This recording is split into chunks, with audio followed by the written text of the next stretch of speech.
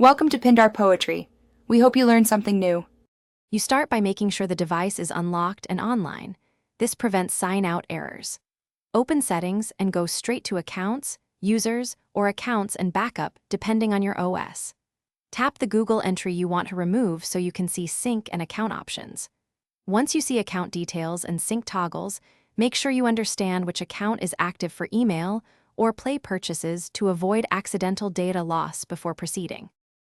Now perform the removal.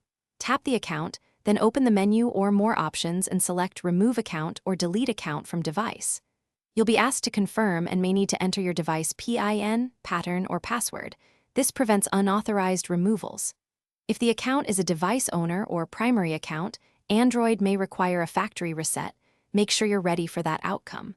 Once confirmed, the device will sign out and stop syncing that Google account. Finish by restarting the device to ensure background services stop using the removed account and cache data is cleared.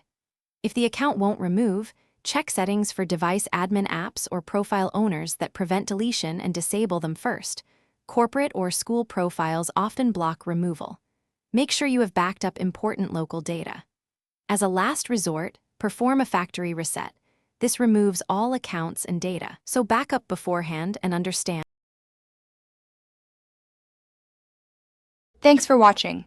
Consider subscribing if we helped you.